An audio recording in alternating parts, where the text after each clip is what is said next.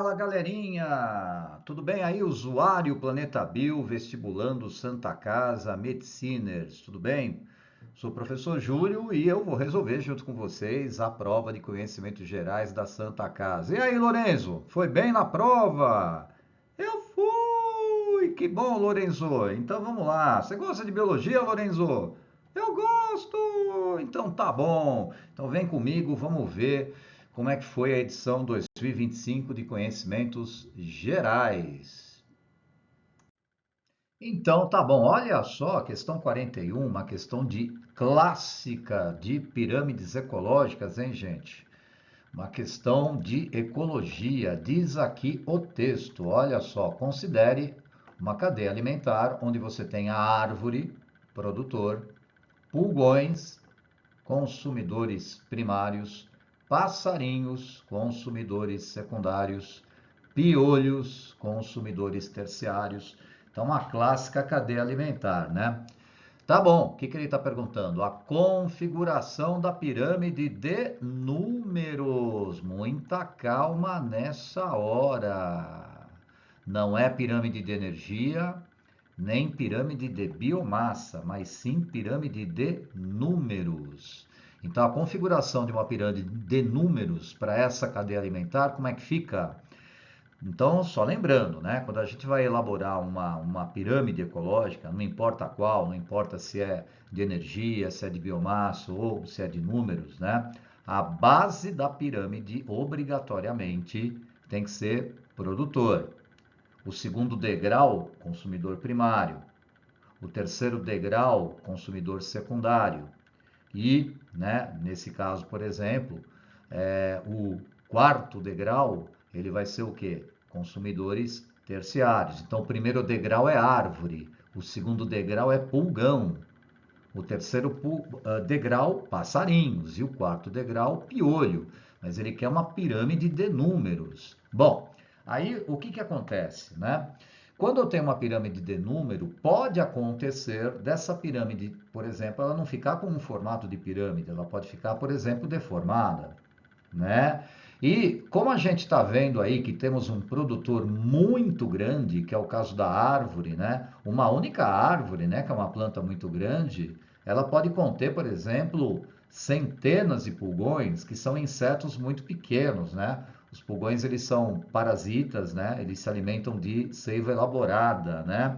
Então vamos dar uma olhadinha lá na página do Planeta Bio, que fala sobre pirâmides de números, né? Então, por exemplo, diz aqui, né? Aqui, por exemplo, é um outro exemplo que ele está pegando uma cadeia alimentar que eu tenho árvore, macaco e carrapato, não é? Veja, uma única árvore, ela pode ter, por exemplo, 10 macacos.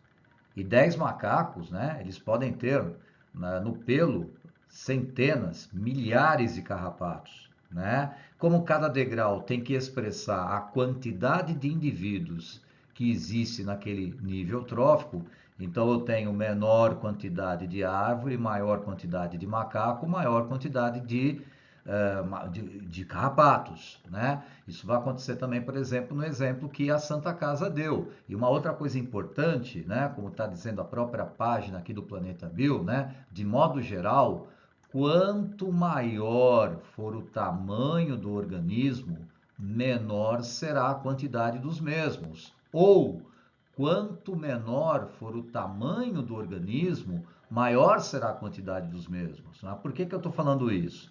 Porque geralmente os indivíduos de maior porte estão em menor quantidade e os indivíduos de menor porte geralmente estão em maior quantidade. Tá, mas como é que vai ficar no exemplo da Santa Casa? Bom, então veja, eu vou ter menos árvores e muito mais pulgões. Então o segundo degrau, obrigatoriamente, ele vai ficar maior que o primeiro, né? Então, por exemplo, será que é esse, ó? Eu tenho, por exemplo, ó, menos árvores e mais pulgões. Poderia ser esse, ó, menos árvores, mais pulgões. Poderia ser esse, ó, menos árvores, mais pulgões. Mas aí o que acontece? Quem é que se alimenta dos pulgões? Os passarinhos. Os passarinhos são maiores, né? Então, por exemplo, como eles são maiores em relação aos pulgões, eles vão estar em menor quantidade. Então, o terceiro degrau, passarinhos, ele vai estar, por exemplo, ocupando, né, um degrau menor, um número menor. Então, por exemplo, já não serviria, né, a alternativa C. A logo de cara a gente descartou, a B logo de cara a gente descartou, não serviria a letra C, né? E também não serviria a letra E. Agora, olha só a letra D, ó, uma única árvore, por exemplo, né? Ou poucas árvores em menor quantidade, que são produtores. Eu vou ter, por exemplo, né, muitos pulgões parasitando essas árvores nesse nível trófico, consumidor primário.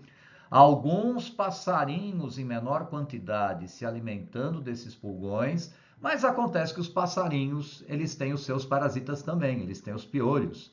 E eles vão estar em maior quantidade, não é? Ou seja, um único passarinho pode ter centenas de piolhos.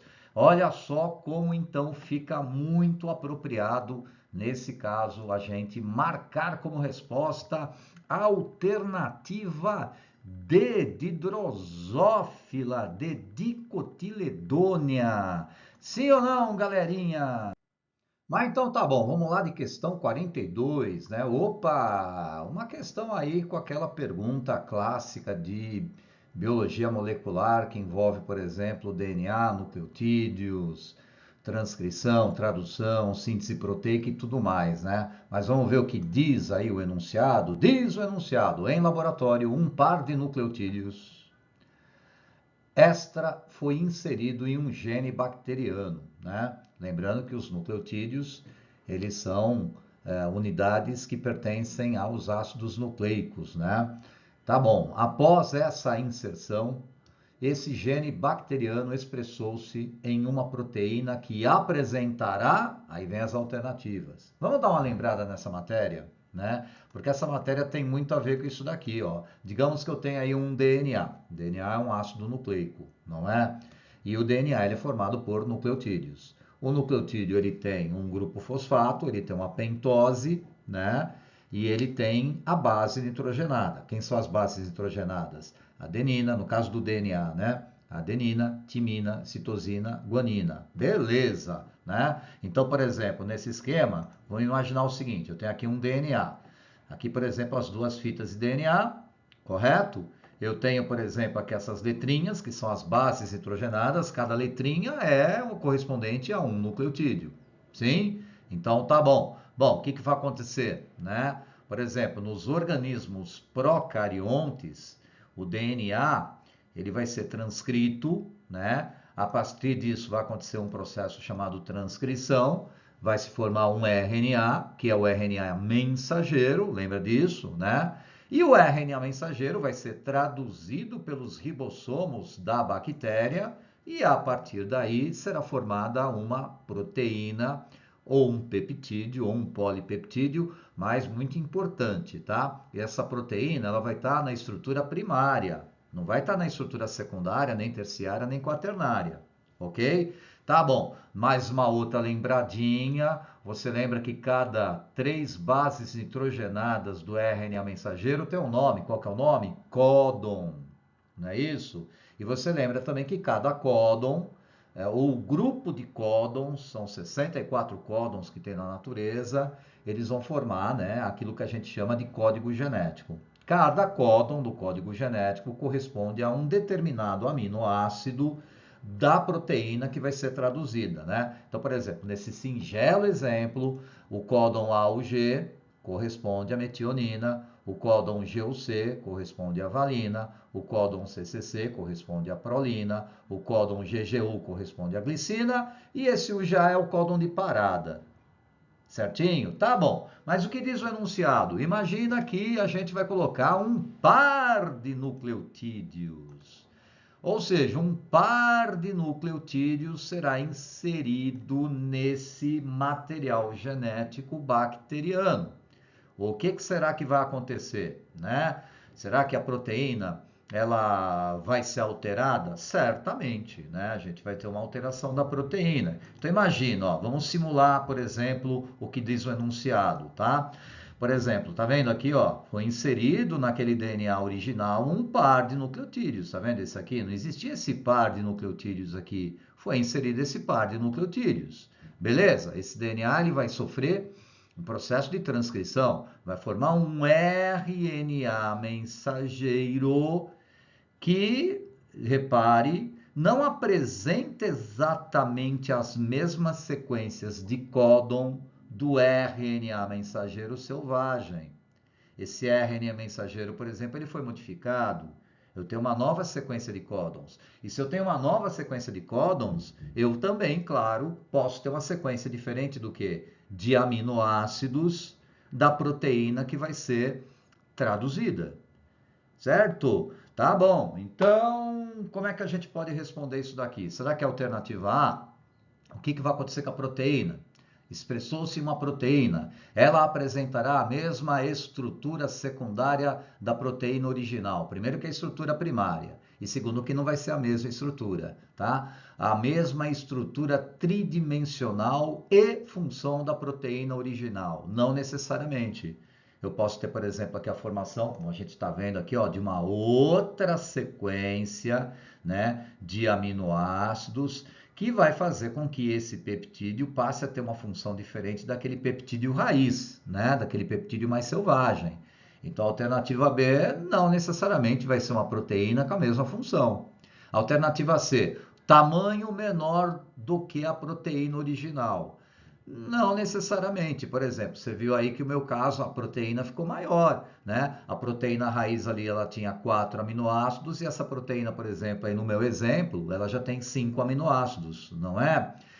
Letra D, a mesma sequência de aminoácidos da proteína original. Não necessariamente. Eu posso ter, por exemplo, como mostra o meu próprio exemplo, né? Uma sequência de aminoácidos diferente da proteína original. Agora, olha a letra E, a sequência de aminoácidos diferente. Sim, uma sequência diferente de aminoácidos, né? Da proteína original, do peptídeo original. Essa daqui seria, por exemplo, a proteína alterada. Essa daqui, por exemplo, seria a proteína original. Isso mesmo significa que a resposta melhor nesse teste 42 é E de, isso mesmo, esporófito. Sim ou não? Opa, uma questão sobre vírus. Olha só a Santa Casa trazendo uma questão sobre vírus. E não é qualquer vírus, hein? Ele está falando que tem que ser um retrovírus, não é? Então diz aqui o enunciado, muita calma nessa hora, né? Os vírus são parasitas intracelulares obrigatórios. O que significa isso? Que eles só conseguem se replicar obrigatoriamente no interior de uma célula, né? Que apresentam diversas estratégias reprodutivas no interior das células hospedeiras. Beleza. No ciclo reprodutivo, para tudo, dos retrovírus, acabou a questão. Acabou, né? Primeiro, o que é retrovírus? É aquele que faz uma retrotranscrição. O que é transcrição? DNA virar RNA. O que é retrotranscrição? RNA dá origem ao DNA. E o material genético dos retrovírus é um RNA. E o retrovírus mais famoso é o causador da AIDS. E quem é o causador da AIDS? É o HIV. O HIV é o típico retrovírus. Sim? Então daí a gente já pode excluir várias alternativas. Eu já sei que é o HIV. Não é o HPV. O HPV ele é um vírus de DNA. Os retrovírus são vírus de RNA. Né? Então, logo de cara, não pode ser, vou excluir a alternativa C, vou excluir a alternativa E. O retrovírus, o material genético dele é RNA. Só porque ele é chamado de retrovírus? Porque ele consegue fazer uma retrotranscrição. Ele apresenta uma enzima chamada transcriptase reversa, e essa transcriptase reversa faz uma transcrição reversa, ou seja, ela transforma o RNA, ela converte, ou ela produz, ela sintetiza um DNA viral a partir do RNA viral. Sim? Vamos dar uma lembrada nisso? Um exemplo clássico de retrovírus é o glorioso, mais famigerado HIV, causador da AIDS, né? Muito bem. Aí você está vendo uma página do Planeta Bio mostrando os estágios de replicação, por exemplo, do HIV no interior de uma célula hospedeira, né? Normalmente são células do sistema imunológico, como por exemplo os linfócitos T4 ou CD4, não é? Muito bem. Aí olha só o que vai acontecer. Vai ter um momento aqui, por exemplo, né, que vai ter a adsorção, né? Tô bem no comecinho aqui da evasão, né? Então aquela glicoproteína GP120 que tem, por exemplo, no envelope viral, ela se conecta ao receptor CD4 da membrana plasmática da célula hospedeira. Logo em seguida tem uma penetração, o capsídeo viral penetra, né, no citoplasma e vai ter um desnudamento aqui, uma descapsidação, e o que vai ser liberado lá no citoplasma? O RNA e as enzimas, principalmente a transcriptase reversa. E o que a transcriptase reversa vai fazer? Exatamente, ela vai exercer essa etapa do estágio, a retotranscrição. A enzima transcriptase reversa converte moléculas de RNA em DNA. E vem o resto da história, não é? Então, tá bom. Então, muita calma nessa hora. Como é que nós vamos responder essa questão, então, da Santa Casa? No ciclo reprodutivo dos retrovírus. Se você olhar bem, a alternativa B é a que melhor se enquadra, né? Vamos completar, ó. No ciclo reprodutivo dos retrovírus, como HIV, o DNA viral é sintetizado a partir do RNA viral no citosol, né, no hialoplasma da célula hospedeira, por ação da enzima transcriptase reversa. Certo ou não, galerinha? Então, tá bom. Questão 44. Considere uma espécie de quinidário que realiza metagênese, ou seja, o pólipo origina a medusa por reprodução assexuada e a medusa origina o pólipo por reprodução sexuada. E uma espécie de abelha que realiza a partenogênese. Lembrando, partenogênese é o processo em que um indivíduo é formado a partir de um óvulo que não foi fecundado. O zangão, por exemplo, ele se desenvolve por partenogênese, né? E admita que em ambas as espécies há X cromossomos no núcleo de suas células diploides. Essa informação aqui é importante, né? Então ele está falando aqui para gente que o 2N de uma célula diploide é igual a X. Se o 2N é X, então o N, que é haploide, célula haploide, é a metade. X sobre o quê? X sobre 2. Bom, as células diploides, elas, por exemplo, né, na maioria dos animais, existem exceções. Na maioria dos animais, as células diploides elas são encontradas espalhadas pelo corpo, né, nos órgãos, né? Agora, as células haploides, elas são os gametas, né? Os espermatozoides, os óvulos, né? Eles são haploides, não é isso?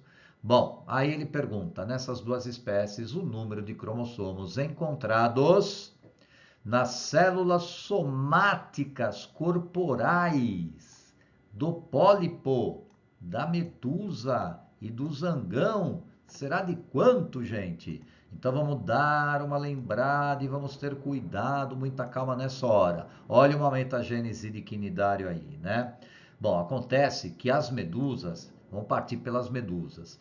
Célula somática de uma medusa é diploide, então ela é X. 2N igual a X. Sim? Bom, as medusas fazem meiose, produzem gametas. Os gametas vão ser haploides, portanto, o espermatozoide e o óvulo é igual a X sobre 2, N igual a X sobre 2. Após a fecundação, vai ter a formação do zigoto diploide, 2N igual a X, se restabelece, né, a ploidia. Então, 2N igual a X, né? A larva plânula também vai ser 2N igual a X e a larva se desenvolve num pólipo, também vai ser 2N igual a X. As células somáticas do pólipo apresentam X cromossomo, as células somáticas da medusa, X cromossomos. E o zangão? Lembra, o zangão ele se desenvolve por partenogênese, certo? Sem entrar muito nos detalhes reprodutivos aqui do ciclo de vida das abelhas, mas o fato é que eu tenho uma rainha, a rainha é diploide, portanto ela é 2N igual a X, não é? E aí ela vai produzir os seus óvulos, que são haploides, portanto um óvulo é N igual a X sobre 2, e a partir do óvulo, mesmo sem fecundação, forma-se um zigoto N também. Portanto, as células somáticas do zigoto são diferentes. Eles são haploides, é uma exceção. É N igual a X sobre 2, não é? Então, respondendo, pólipo, X. Medusa, X. E zangão, X sobre 2. Então, isso mesmo, galerinha. D de drosófila. Sim ou não? Então, tá bom. Questão 45, uma questão de botânica, biologia vegetal. Olha só, uma planta em um vaso foi deixada na posição horizontal e exposta ao sol por algumas semanas, ou seja, ela foi exposta à luz, né? E a figura mostra como essa planta cresceu em resposta à posição horizontal na qual foi mantida. Alguém deu uma bica, deixou cair o vaso aqui, né? E a planta, em vez de crescer na posição horizontal, o caule voltou a crescer na posição vertical, né? Ao longo do crescimento dessa planta, o fototropismo, o que é fototropismo? O movimento orientado pela luz no caule. E o geotropismo na raiz, o que é geotropismo? Ou gravitropismo, né? É um movimento orientado pela gravidade. Então, como é que fica o fototropismo no caule e o geotropismo na raiz dessa plantinha aí?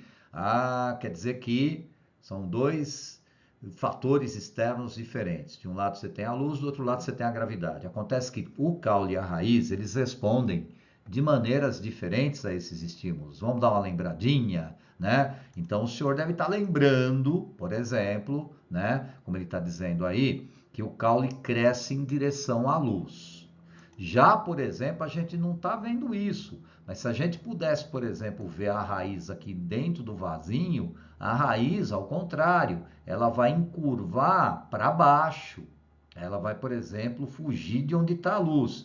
Digamos que a luz está por aqui, ó, o ambiente iluminado está por aqui, a raiz ela cresce em direção oposta à luz.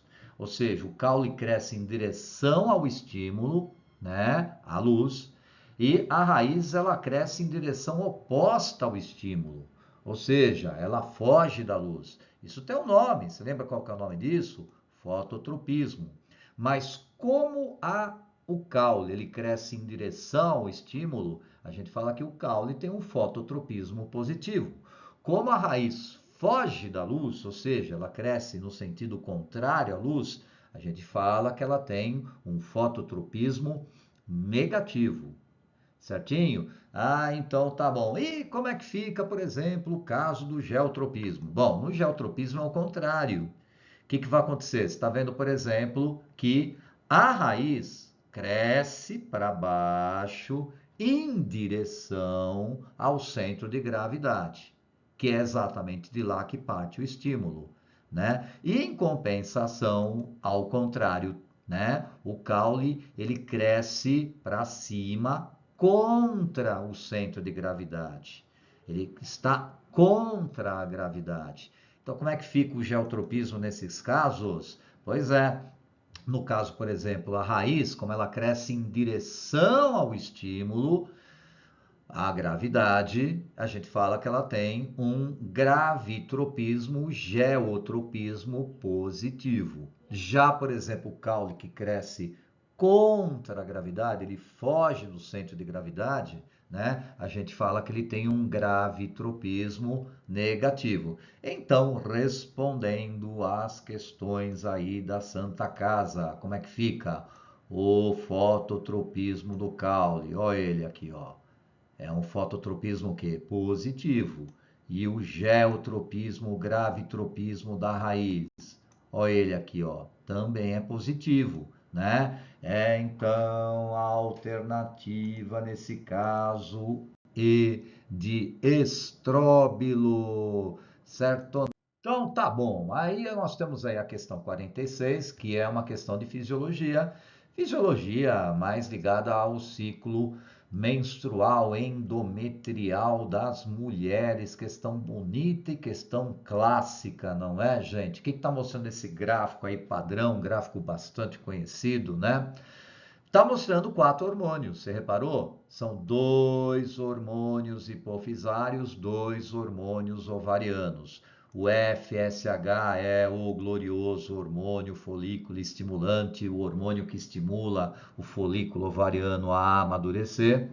O LH é o hormônio luteinizante, também é um outro hormônio produzido pela hipófise que promove o rompimento do folículo e o rompimento do folículo libera o ovócito na tuba uterina, ou seja, o LH basicamente está ligado à ovulação. Essa ovulação vai acontecer na metade do ciclo menstrual, num ciclo menstrual de 28 dias, por volta lá do 14º dia. Embaixo nós temos os hormônios responsáveis pela formação do endométrio, né? Que são os hormônios ovarianos, os estrógenos e a progesterona. Você lembra como é que funciona o ciclo menstrual, né? Tem todo um mecanismo, né? Inclusive mecanismo de feedback. Lá na primeira parte do ciclo, muitas vezes conhecido como fase estrogênica, alguns chamam de fase proliferativa, porque vai proliferar o endométrio. O que nós vamos ter lá? Vamos dar uma lembradinha, né? Então, nessa fase aqui meio pré-ovulatória, né? Ou seja, antes da mulher ovular, a hipófise vai estar liberando o FSH. Olha o FSH crescendo aqui, ó. O FSH vai estar estimulando o folículo. O folículo dentro do ovário vai amadurecendo. Ao mesmo tempo, o folículo vai produzindo um hormônio. Qual? O estrógeno. Produz muito estrógeno, um titico de progesterona, muito mais estrógeno, né? O que esses estrógenos vão fazer? Eles vão agir na parede uterina e vão praticamente proliferar o endométrio. Então é muito simples, né? Ó, num primeiro momento a hipófise libera o FSH estimula o folículo ovariano amadurece com o futuro óvulo lá dentro, né, com o ovócito. Ao mesmo tempo ele produz estrógeno, ó, o estrógeno aumentando também, e o estrógeno age lá no útero para a criação de um endométrio na parte interna do útero, beleza? Mas você lembra do mecanismo de feedback, de retroalimentação? Olha o que vai acontecer. Esse nível elevado de estrógeno inibe a hipófise diminui a produção de FSH, mas ela passa a liberar um outro hormônio, o LH, né? Ou seja, o LH começa a aumentar muito perto da metade do ciclo, e aí esse LH, o que ele vai fazer? Ele já vai pegar aquele folículo que está maduro, vai basicamente promover o que? O rompimento do folículo e a liberação do ovócito 2 lá na tuba uterina. Isso tem um nome, chama-se ovulação. O LH promove o que? A ovulação lá no 14º dia. Beleza? Tá bom. E do 14º dia ao 28º dia? Aí você tem uma outra fase, né? Que alguns chamam de fase secretora, outros chamam de fase progesterônica. O que a gente vai ter? Lembra? No 14º dia o folículo se rompeu, liberou o ovócito. Mas o folículo depois, o que acontece com o folículo? Ele não fica folículo para sempre. O folículo ele vai formar uma massa chamada de corpo lúteo. Isso dentro do ovário. Tá, e daí?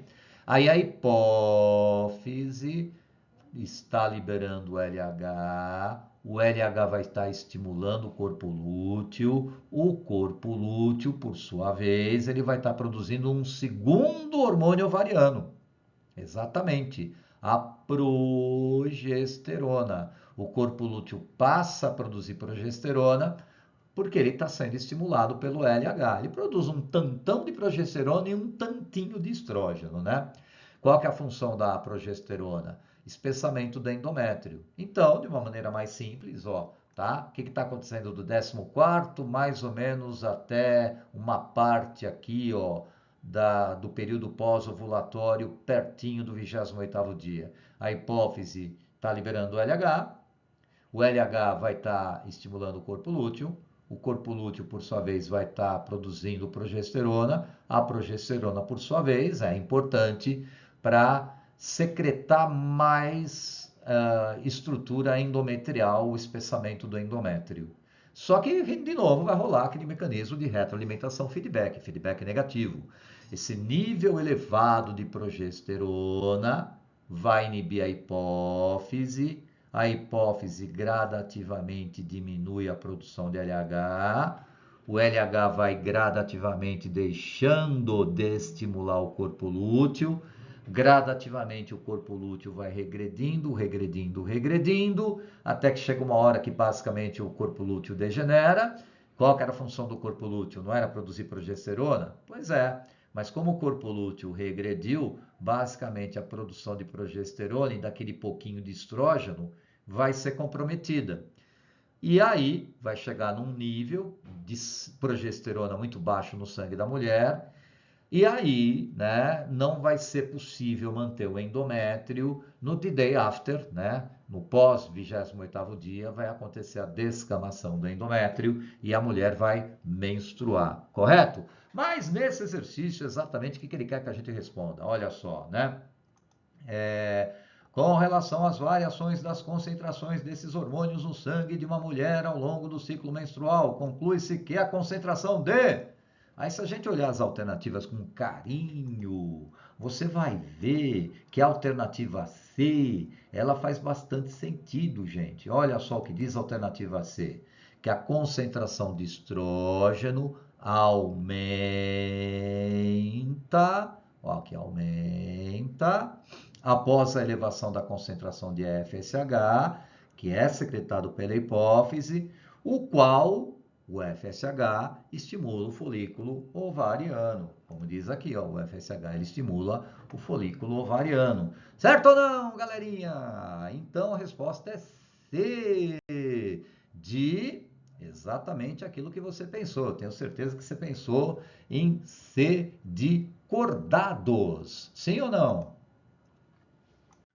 Olha só a questão 47 abordando um tema extremamente importante socialmente falando, que é o caso das infecções sexualmente transmissíveis, também conhecido como doenças sexualmente transmissíveis. Mas ele traz um dado preocupante, né? Porque ele está falando aqui para gente que, pelo menos lá em Minas Gerais, o pessoal não está se cuidando direito e mais que isso, parece que as autoridades, né, de saúde também não estão fazendo campanhas preventivas de uma maneira muito legal, né? Isso é preocupante, né, gente? A gente tem que se cuidar, né? Os jovens devem se cuidar, todos devem se cuidar, né? E usando o quê? Preservativo, camisinha masculina, camisinha feminina, né? E não é só no carnaval, hein, gente? Olha só o que diz aqui. As infecções sexualmente transmissíveis, ISTs, vêm crescendo muito nos últimos anos em Minas Gerais. Leandro Cury, infectologista do Hospital Semper, ressalta que acreditar esse aumento apenas ao sexo sem uso de preservativo é uma atitude muito simplória. Infelizmente, não temos observado nos últimos tempos campanhas maciças na mídia a respeito de prevenção de ST. É verdade, né? Por que será, né, gente? Geralmente elas se limitam ao uso de preservativos no carnaval. Tá, mas é só no carnaval que o pessoal faz sexo, né? Mas nem nesse período têm sido robustas, não é? Isso é muito preocupante, né, gente? Né? Bom, aí ele fala, as ISTs podem ser identificadas por sintomas característicos. Ou seja, quais são os sintomas característicos da doença que ele traz para nós aí? Eu vou começar, para ser mais didático, de baixo para cima, a partir da letra E. Vamos ver então? Então ele diz aqui para nós o seguinte: olha, a herpes genital, ok. Virose que provoca prurido. Prurido significa coceira. Pequenas bolhas, é verdade, né? A herpes genital ela é caracterizada por bolhas na região genital e ulcerações na pele de todo o corpo. Esse de todo o corpo aqui não tá legal, hein, gente? Tá? Porque é mais na área genital, herpes genital. Conhecidas como cancro duro. Não, cancro duro não. Cancro duro é uma ferida característica da sífilis. Esse cancro duro aqui, por exemplo, né? Ele está mais relacionado à sífilis, né? Então não pode ser a alternativa E.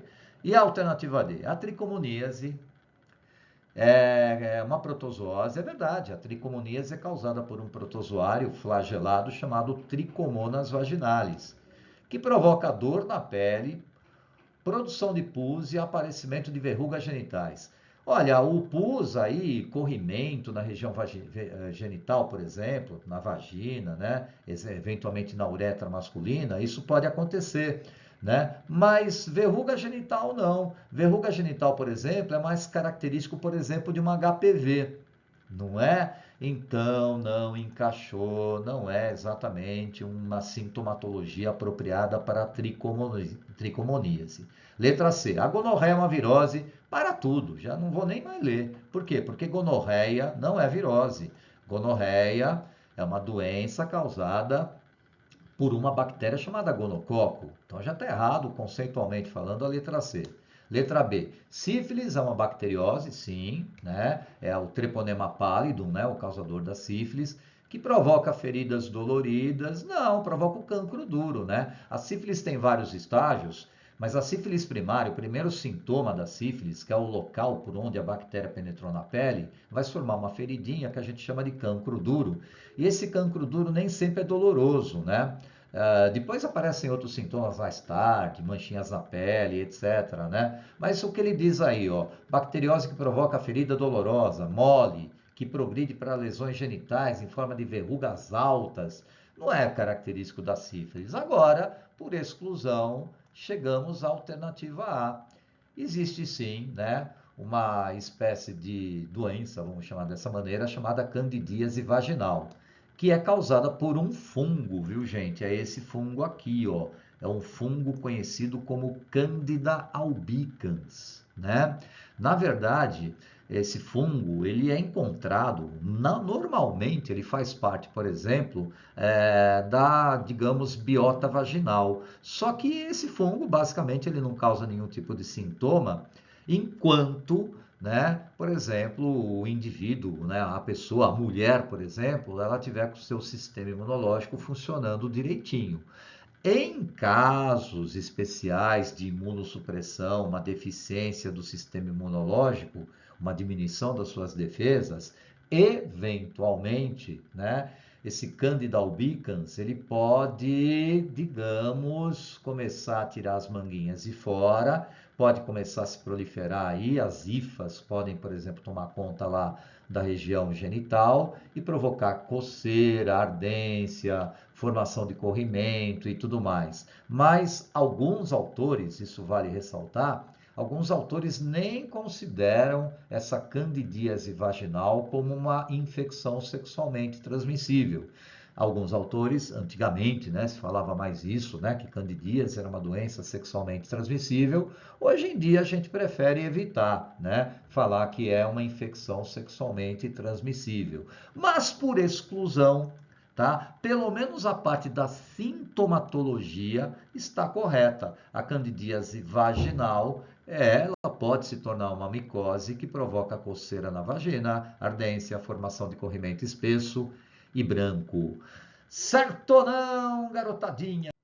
Gente, se tratando de Santa Casa, pode ficar tranquilo que sempre vai aparecer uma questão de genética, né? Isso é tradicional nas provas de Santa Casa, como a gente está vendo aí, uma questão de genética, uma questão meio simples, né? Que é apenas a análise de um heredograma. As pessoas em destaque no heredograma apresentam uma condição genética que afeta a estrutura óssea, né? Ou seja, pelo andar da carruagem, aqueles carinhas pintados de azul, eles apresentam, né, uma condição genética que afeta a estrutura óssea. De acordo com o heredograma, essa condição genética, ela é uma herança recessiva ligada ao sexo? Ela é uma herança autossômica dominante? Ela é uma herança mitocondrial? Ela é uma herança autossômica recessiva? Ela é uma herança dominante ligada ao sexo? Muita calma nessa hora. Tem algumas aqui que a gente já pode dar uma bica na hora, né, pessoal? Né? Você que já é treinado em genética, você já deve ter ligado, ó, pais iguais dando filho diferente, né? Geralmente os pais iguais são dominantes e o filho diferente é recessivo. Só que a gente não sabe ainda, calma, muita calma nessa hora, temos que analisar melhor. Dominante já deu para sacar que é. Mas será que é dominante autossômico ou será que é dominante ligado ao sexo? Ah, mas professor, então aqui tem como já descartar algumas alternativas? Tem. Quer ver, ó? Eu já sei que não pode ser recessivo, né, gente? Tá? Recessiva ligada ao sexo, por exemplo, né? A gente não vai ter, né? Essa possibilidade analisando o heredograma, tá? Herança mitocondrial, por exemplo, que é herança mitocondrial? Tem a ver com a mitocôndria. Claro que você sabe que nossas mitocôndrias nós herdamos apenas de nossas mães. Então, se eu tiver, por exemplo, uma doença que está ligada à herança mitocondrial, se a mãe tiver a doença, todos os filhos vão ter a doença também, porque a mãe passa a mitocôndria para os seus filhos e para as suas filhas, né? Então, por exemplo, se fosse herança mitocondrial, esse número 22 aqui deveria ter a doença da mãe, o número 42 também deveria ter a doença da mãe, o número 1, 31 e o 33 também deveriam ter a doença da mãe, que são o número 5. Bom, então tá, autossômica recessiva. Não, autossômica recessiva aí, você que é craque em genética, você sabe que não pode ser. Agora, a herança autossômica dominante, ai, dá uma vontade de marcar essa daqui, né, gente? Ó, herança. Vamos testar essa hipótese, né? Herança autossômica dominante. Porque o que que a gente vai ter nessa situação? Nós vamos ter isso daqui, né? Ó, pais iguais dando filho diferente.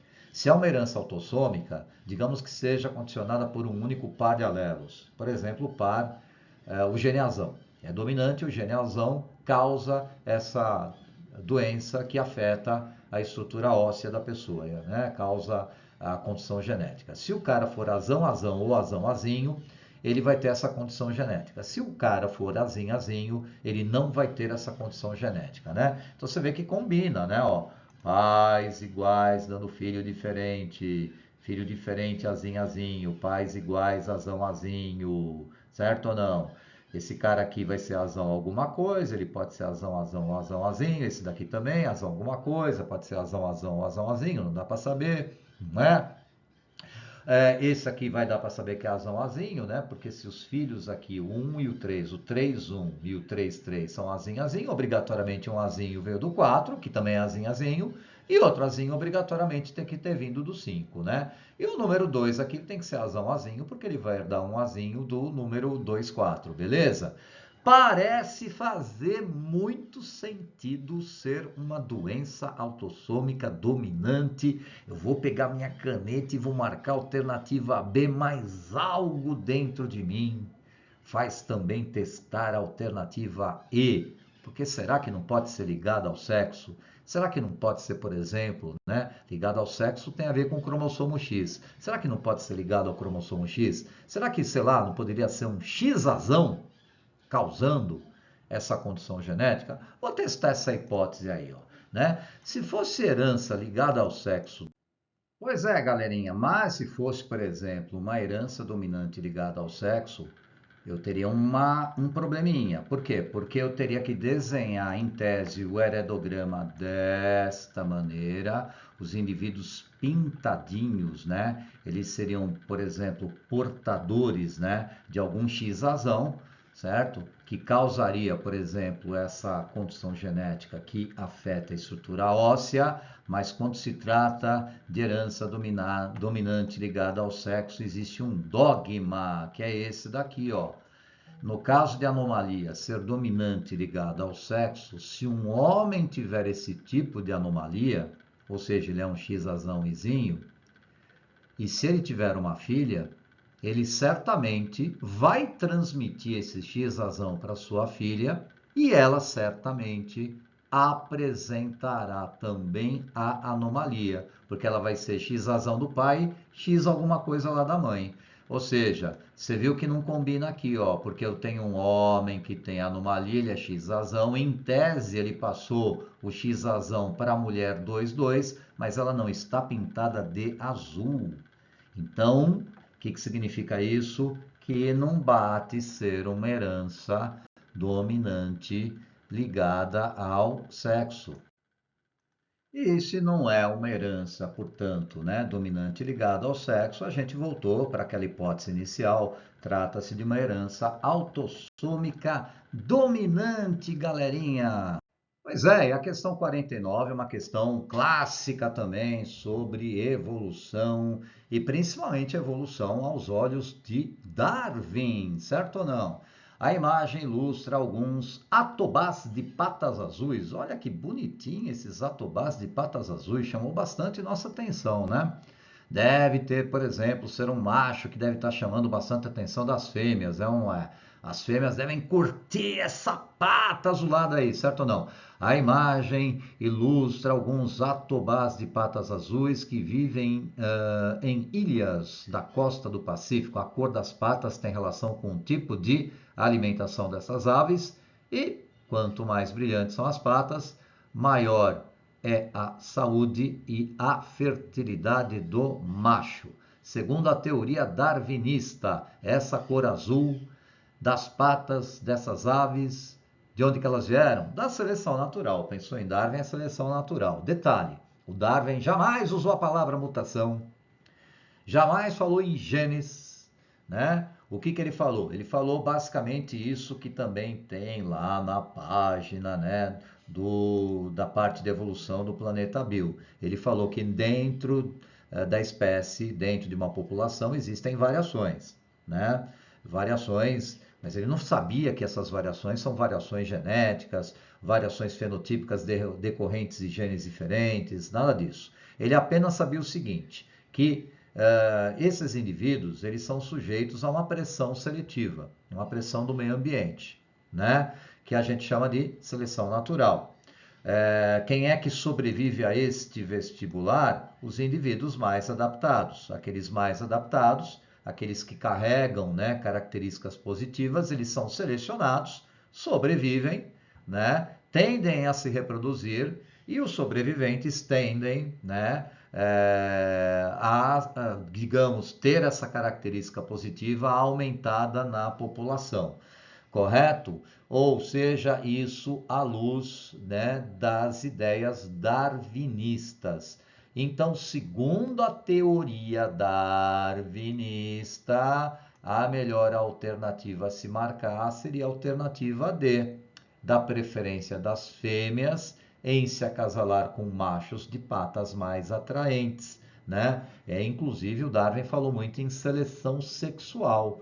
Quem são os machos que têm maior probabilidade de se acasalar com as fêmeas? A fêmea seleciona esses machos, né? A gente chama de seleção sexual. Os machos com essa característica adaptativa, como ele está dizendo, essa pata rave azulada que chama atenção, né? Que significa também maior saúde e fertilidade para os machos. Certo ou não, turminha?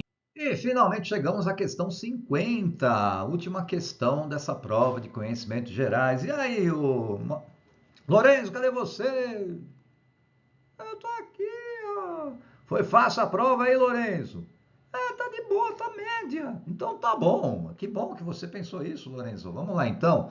A osmorregulação é a capacidade que os seres vivos têm de manter o equilíbrio em quantidade de água e de sais minerais no organismo, visando a manutenção da homeostase, né? Considere as seguintes adaptações relacionadas à osmorregulação em certos organismos. Presença de vacúolo pulsátil. Muita calma nessa hora. Quem é que tem vacúolo pulsátil? Quem? Os protozoários de água doce. Olha aí, por exemplo, no desenho apareceu um paramécio, né? Paramécio é um protozoário de água doce. E ele apresenta aqui, ó, tá vendo aqui, ó, nessa figurinha, aqui, ó o vacúolo pulsátil. Bom, o que acontece? Os protozoários de água doce, eles tendem a ser hipertônicos em relação ao meio.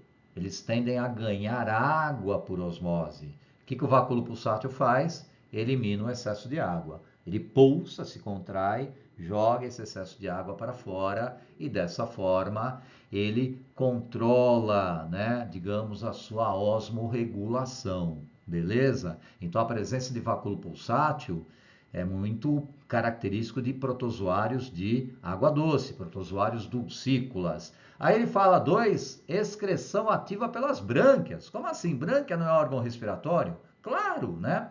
Mas isso acontece, por exemplo, em peixes ósseos marinhos, né? O que acontece lá nos peixes ósseos marinhos? Os peixes ósseos marinhos, eles têm um problema. Qual que é o problema? O problema é o mar. Eles vivem no mar e o mar é hipertônico em relação aos peixes marinhos. Os peixes marinhos são menos concentrados. Eles tendem a perder água.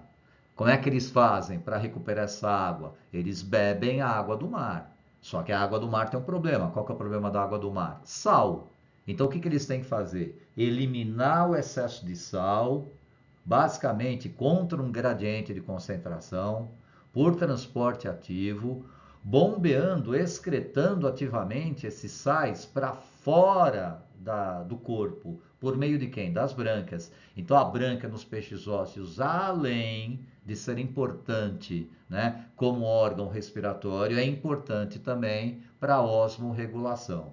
Beleza? Tá bom, né? E o 3, néfron com alça curta. Mas o que é néfron mesmo? Ah, então se você pensou naquela estrutura que existe dentro dos rins, olha aqui o néfron, tem a cápsula néfrica, o tubo contorcido proximal, a alça néfrica, o tubo contorcido distal, o tubo coletor.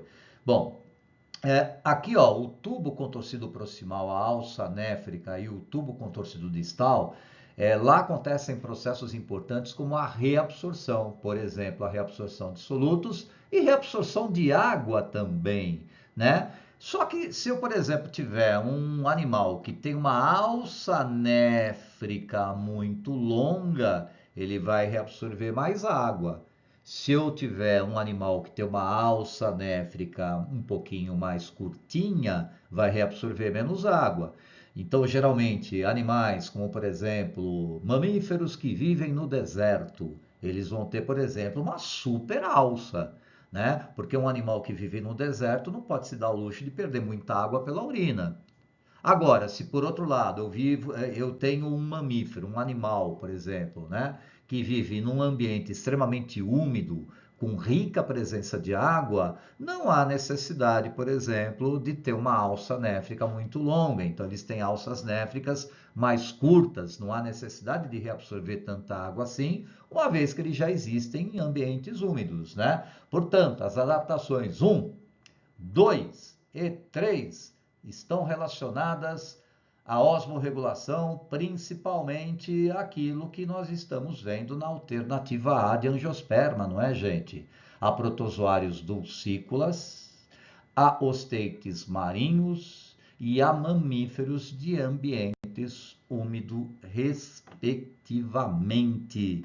Certo ou não, galerinha? Então, um grande beijo para todos vocês, excelentes vestibulares, né? E um sucesso muito grande na vida de vocês. Beijão! Tchau!